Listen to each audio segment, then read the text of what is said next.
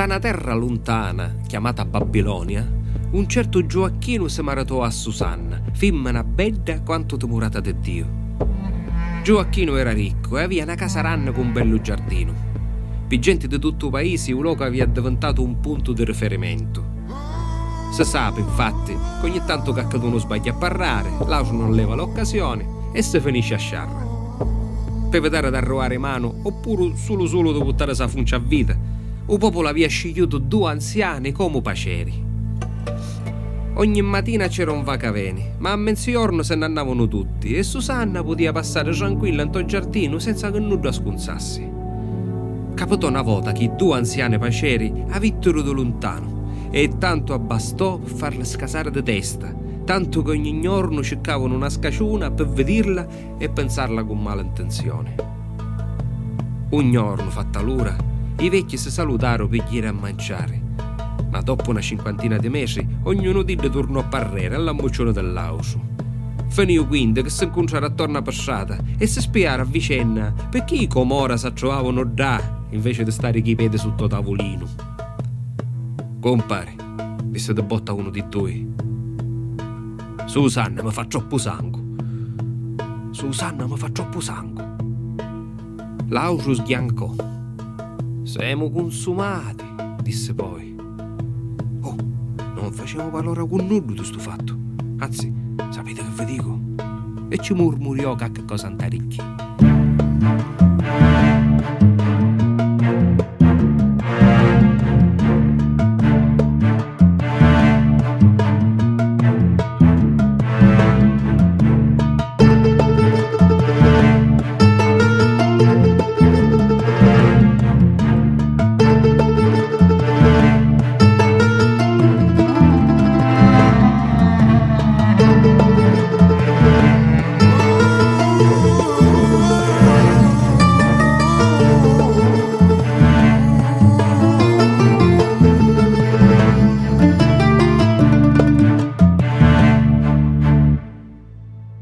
Susanna entrasi un tuo giardino con due femmine di servizio per dare una rinfrescata.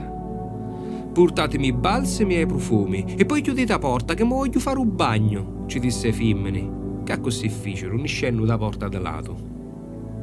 I due vecchi si avevano ammucciato un ton crafocchio e appena Susanna restò solo, ieri un nido, ciuppiando. Ecco ne, ci dissero, mentre a picchiotta ci restò una schiglia intuppata accanto a Cannarozza. I porte sono chiuse, non ne può vedere un oddo. Noi ti desideriamo. Siamo pacce di Dio. Acconsente e cuccamo assieme che non lo sa cosa. Se non ci stai, però, diciamo che era imbarazzata con un figliolo e mannasti femmina per stare solo quello. Susanna, chiancenno, disse: a come mette sogno persa. Se mi arrinno a voi, per me è come morire. Se invece mi rifiuto, non mi posso scansare lo stesso di vostre mani. Ma meglio è per me morire innocenti che fare male davanti ai signori. Susanna gli tò allora un grido che ci aveva restato cante Cannarozza e magari due vecchiazze cominciarono a fare voce contro di te. S'adunò subito uno che gli apriva la porta del giardino. Pure i servi, sentendo sti strepiti, arrivarono un ton videre e svidere, senno di porte laterali. Un giorno appresso, il popolo si riunì in ta casa di Gioacchino, come solito, e da ieri magari l'anziani. Fecero chiamare a Susanna, che vinni i genitori, i figli e tutta sua parentela. La figliola portava un velo che ci conmugliava un musso. Compare, disse uno di due vecchi, sottovoce. Che decidi? Ci facciamo lavare? Un musso così dolce, tenuto ammucciato. Certo, compare, arrecriamolo un'ultima volta. I suoi cari e i suoi amici chiancevano a sogghiozziare. I due vecchi misero la mano sopra la testa di Susanna e cominciò il processo. Noi passavamo in tuo giardino, principiò a raccontare. All'improvviso, vittima picciotta mannare fuori a servitore e spuntare subito appresso un figliolazzo. Ah, siamo gente demorata di Dio e non potremo sopportare sti vergogni. Perciò trasiamo per scommigliare tutte cose e denunziare sto malo fatto. O mascolo era più lesto di noi e ne scappò. Ma ida pigliamo e subito ci spiammo un uomo due giovani, ma non ci fu cosa da farla parlare. Siamo testimoni di tali azioni e pretendiamo che giustizia è fatta come vuole la legge. De Susanna mai s'aveva sentito dire niente, manco di male lingue. Ma Fudda credeva a storia contata perché i due erano giudici e anziani e la condannò a morte. Susanna è picciato per mandare una preghiera in cielo, a voce alta. Sogno innocenti e ingiustamente mi condannano. Ma tu, signoruzzo, conosci me cori e sai che sogno pulita.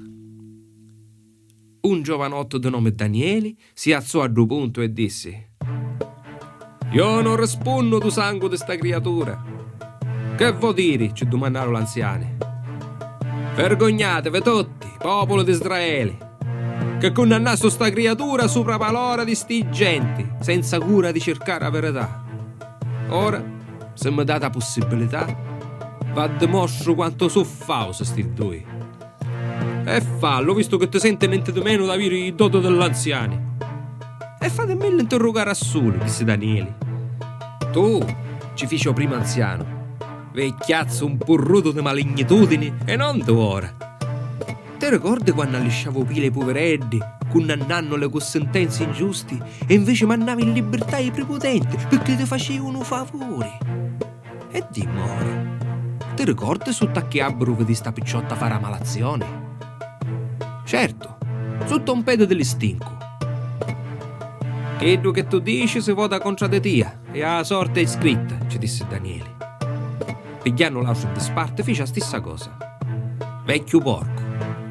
Tutti i femmine da nostra terra accettavano di stare con voi e per vergogna se ne stavano muti. Solo una ha coraggio di tenere la scheda ritta e ribellarsi. Ora dimmi, sotto a quale albero vediste fare la malazione a Susanna? Sotto un pe di dilici, rispondeva l'anziano. Popolo, a sta risposta, cominciò a fare voci di contentezza. I dopo loro ti condannano, disse Daniele. E 2 giorni fu festa ranni. Susanna ne sciù pulita di sta storia. I imbruglioni furono condannati e Daniele ha riconosciuto di tutti profeta.